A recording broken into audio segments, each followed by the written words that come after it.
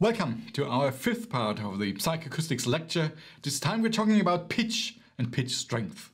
Pitch might be familiar to most of you, might be even something that drives you into acoustics because it's related to music. Pitch is the different pitch height that we can produce when we sing melodies, and it's that quality that lets us arrange the sounds on a scale from high to low when we sing melodies. Now that discriminates pitch from timbre, where timbre is the quality of the sound, of sounds that are equally loud and have the same pitch, like sounds that are produced by different instruments that are equally loud and have the same pitch, but they still sound different. And that difference is what we term timbre. If we talk about pitch, we have to talk about frequency of tones, and we'll start at the very rock bottom by just looking into the most smallest changes that we can just hear in terms of a frequency of a tone. So imagine we play one tone and then we play another tone with a different frequency, and we ask somebody whether they heard the difference. That gives us the just noticeable changes of the frequency of tones, which is basically a pitch change. So if we can hear the pitch change by just a little bit, then we have this JND, which is plotted here in this graph, and you see that it can be very small. For a frequency of about 1000 Hertz, we see a JND of only 2 Hertz. So imagine that within a second you have only 2 cycles more with 1002 Hertz than with 1000 Hertz, and people can detect that difference. So the brain is able to just detect the difference in pitch just from those little 2 cycles more in a second. That's an amazing feature.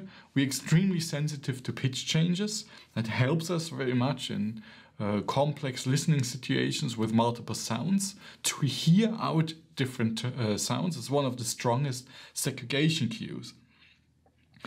Pitch JND increases towards higher frequency. One of the more or less upper limits is given by being 0.7% of the frequency, which is a very, very small fraction of the frequency. So for larger frequencies it increases, but it still stays very, very small as a fraction of the center frequency. Pitch JNDs, pitch perception per se, critical bands, and the position of the basilar membrane are all related quantities. They all come from how the brain, the anatomy of the ear, divides critical bands on the basilar membrane. I also brought you a little demonstration for the pitch JND. I bring you a tone of 1000 Hertz and a tone of 1005 Hertz. And you see that this tone here, depicted as a dot in the graph, is just within the error bars. So some of you might hear them identical in pitch, and some of you might already hear them being different in pitch.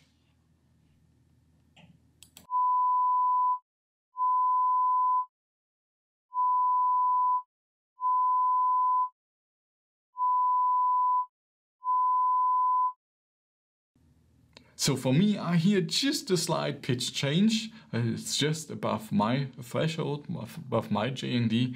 And of course, it has to do a little bit with training as well. We do a lot of psychoacoustic experiments, so we're used to listening to sounds. If you're a musician, you might well be able to hear those differences as well. Pitch is not set in stone. It's not just directly the frequency. It depends on a number of parameters. And that's what I want to teach you with the following slides, which I find interesting because pitch changes with a level. If we have a low frequency tone of 200 Hertz and we increase its level, then pitch changes downwards by up to 2%, which is quite pronounced. On the other hand, if we have a high frequency tone and we increase the level, then pitch shifts upwards. So pitch gets higher at the higher level. And again, you can listen to that, and I made an audio demonstration for you with a 6 kilohertz tone that's played first and then played again with an extra 40 decibels. So be sure to don't make the first tone too loud, because otherwise 40 dB more is quite a bit. You may want to listen to those demonstrations here via headphones to really hear the differences clearly. So first a 6 kilohertz tone with whatever loudness that is for you, how much you turn up the volume, and then an additional 40 decibels on that tone.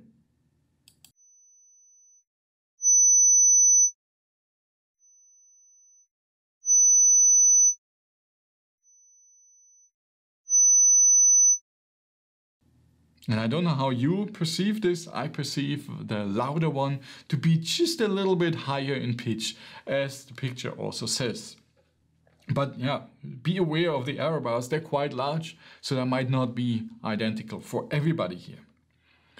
There's another aspect in how pitch changes, namely it changes quite dramatically due to partial masking. We've already talked about masking, where we have our probe in the upper flank of the masker. We talked about the upward spread of masking, and this is what's being plotted here, the pitch change in that situation where we have partial masking on the upper flank of the masker.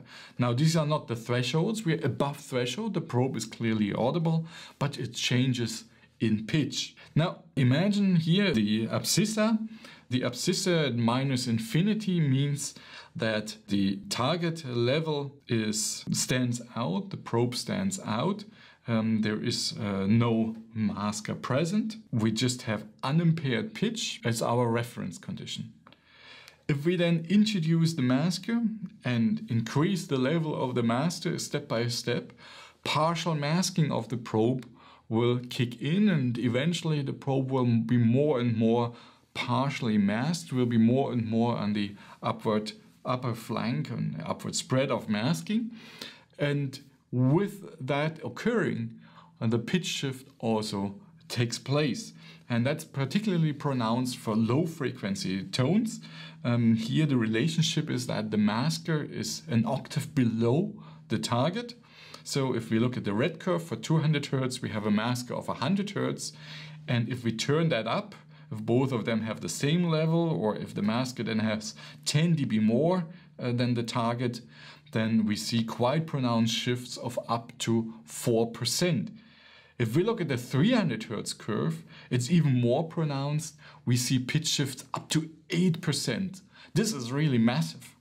Likewise, the same occurs if the masking situation is the other way around. So if the probe is below the masker in frequency, then the probe is shifted downwards in pitch. So the frequency is always the same, but the perceived pitch is what is being changed. So again, psychoacoustics as being the translation from physics, in this case frequency, to how we perceive it, which is the pitch. So far, we talked about the pitch of single spectral lines, of single tones. Musical instruments, we of course have harmonic complex tones where there are multiple harmonics related to a fundamental frequency F0. And those harmonics are multiples of that F0, so they're twice the fundamental frequency, 3 times the fundamental frequency, and so on. Now, in many technical systems and also in many musical instruments, the fundamental itself is not very strong, is not very pronounced, or it doesn't even get transmitted as it is in the telephone. Nevertheless, we can hear the pitch, and we can hear the pitch and relate it to F0, or maybe with an octave confusion to twice F0, but it's still related to that F0 pitch, even though there is no energy present at F0. And we call this virtual pitch or residual pitch, and there are models for this. There's been a lot of research on this because this is quite an interesting phenomenon, because it really makes out, differentiates us from being sensitive to frequency and to energy at this particular frequency. We can still hear the pitch without the energy being present at that frequency. And I want to demonstrate that to you as well. I brought a harmonic complex tone belonging to a fundamental frequency of 150 Hz. I bring in 50 harmonics, so it goes up to 50 times 150 Hertz. And I first play all of those 50 harmonics. And then I take away the lowest one, the fundamental frequency. Then I take away the fundamental and the second, so 300 Hertz in this case, and then the 450 and so on. So all the way up to removing the lowest 9 harmonics. So you have the residual upper harmonics to harmonic complex tones of 150 Hertz fundamental frequency. And you will hear that timbre changes, but nevertheless the pitch, if you were to sing to it, will still sound the same.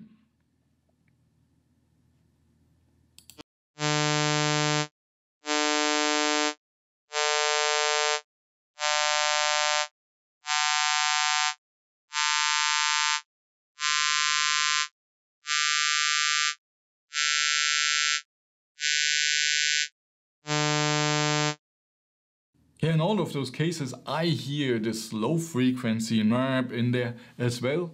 Despite it sounding quite nasal and different, I still get the pitch perception of that low frequency tone. Now, another aspect where we would think that there might not be pitch present are noises. So far, we concentrate on the pitch based on tones, meaning on single individual spectral lines, may them be individually present or in a harmonic complex tones.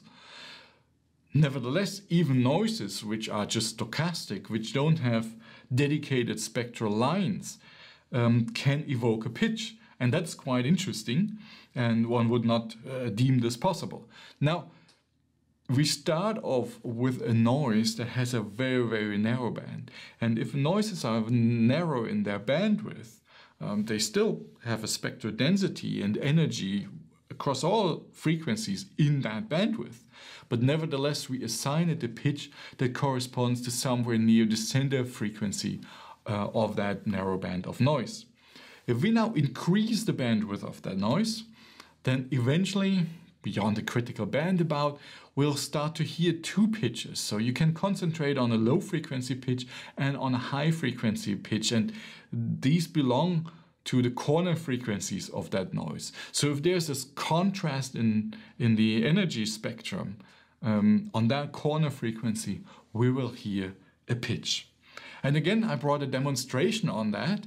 And before I bring that to you, I want to introduce the concept of pitch strength to you. Because with noises, the pitch is not as pronounced, not as strong, not as a clear percept as it is with tones. With noises, we often have a pitch somewhere faintly within that noise. So a whistling pitch or so, which isn't as clear and strong. And that's a pitch strength. And that's a very important quality of sounds. So think about fan noises in your computer, for example. If they're just a noise in the background, you might be able to tolerate it. But if it's feeping, if it's pitchy permanently, then it might be quite annoying. So now to our audio demonstration. I first play a wide band of noise to you, 100 Hertz to 10 kilohertz, and it will sound just like noise, so it will not have a pitchy quality. But if I reduce the bandwidth to just 30 Hertz, it's still a noise, but it sounds almost like a tone. It fluctuates a little bit. At 60 Hertz, it fluctuates a bit faster. And you will still hear a clear pitch quality to it. If I then increase the bandwidth further to a critical band or beyond the critical band, a few hundred Hertz, you will eventually be able to hear a low frequency corner pitch and a high frequency corner pitch. And in the end, I play the full bandwidth noise again.